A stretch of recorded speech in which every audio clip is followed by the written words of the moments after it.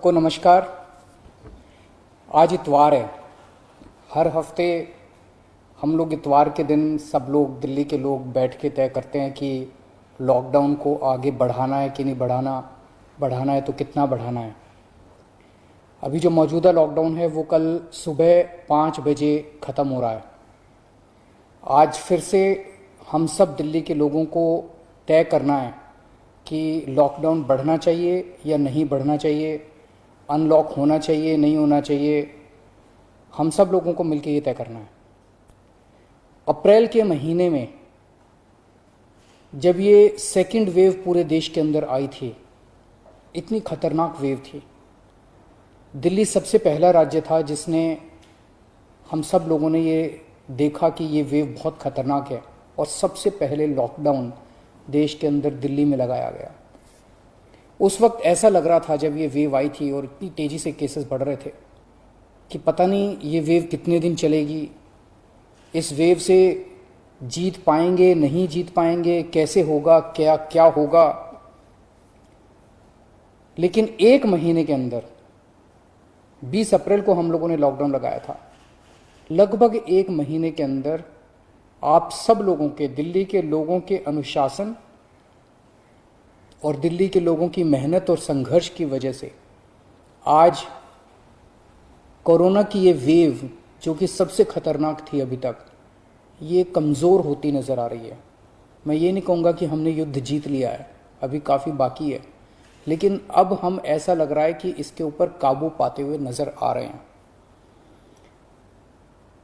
अप्रैल के महीने में एक दिन ऐसा आया था जब संक्रमण दर 36% पहुंच गई थी।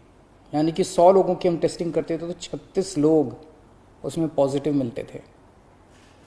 पिछले 24 घंटे का मैं आपको आंकड़ा बताऊं तो ये संक्रमण दर 2.5% के भी नीचे चली गई है। यानी कि अब 100 लोगों की हम टेस्टिंग करते हैं तो उसमें 2.5 लोग संक्रमित पाए जाते हैं और 97.5 लोग ठीक पाए जाते हैं। इसका मतलब संक्रमण काफ़ी कम हो गया दिल्ली के अंदर। अप्रैल के महीने में एक दिन ऐसा था जब 28,000 केस एक दिन में आए थे। 28,000। पिछले 24 घंटे में 1600 केस पाए गए हैं दिल्ली के अंदर। 28,000 से 1600। तो दिल्ली के अंदर कोरोना की रफ्तार काफ़ी कम हुई है। पिछले एक महीने में कई सारी समस्याएं आई। उन सारी समस्याओं का हम सब लोगों ने मिलकर मुकाबला किया। दिल्ली के 2 करोड़ लोगों ने एक परिवार की तरह मिलकर मुकाबला किया। खासकर ऑक्सीजन की बहुत बड़ी समस्या आई थी, लेकिन सब ने मिलकर, इसमें सबका सहयोग मिला। दिल्ली के लोगों ने, केंद्र सरकार ने, सुप्रीम कोर्ट ने, दिल्ली हाई कोर्ट ने, सब ने सहयोग किया और ऑक्सीजन की समस्या का भी समाधान निकला। अब वैक्सीन की बड़ी प्रॉब्लम आ रही है, वैक्सीन की बहुत कमी महसूस हो रही है, लेकिन मुझे विश्वास है जैसे हमने बड़ी बड़ी समस्याओं का समाधान किया है, ऐसे वैक्सीन की समस्या का भी समाधान निकलेगा। हम मिलकर निकालेंगे वैक्सीन की जो कमी हो रही है। मुझे पूरी विश्वास है इस कमी को भी हम सब लोग मिलकर ठीक करेंगे। इस दौरान पिछले एक महीने हमारे डॉक्टर्स और नर्सेज कई कई दिनों तक नहीं सोए हैं, कई कई दिनों से घर नहीं गए हैं। उन्होंने जबरदस्त काम किया। इनमें से कुछ डॉक्टर्स और नर्सेज शहीद भी हो गए। उनकी शहादत को मैं पूरे दिल्ली के सभी लोगों की तरफ से सलाम करता हूं। हम कर्जदार हैं उनके, उनका कर्ज हम नहीं चुकता कर सकते, लेकिन फिर भी दिल्ली सरकार उनके परिवार को मदद करने के लिए 1-1 करोड़ रुपए की राशि देती है। आप लोग देख रहे होंगे, मैं रोज़ किसी ना किसी के घर जाता हूँ।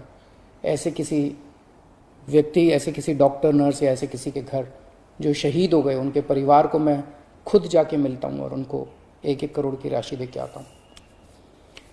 तो युद्ध अभी बाकी है, अभी पूरा नहीं हुआ है और अभी भी 1000 से ज़्यादा केस आ रहे हैं।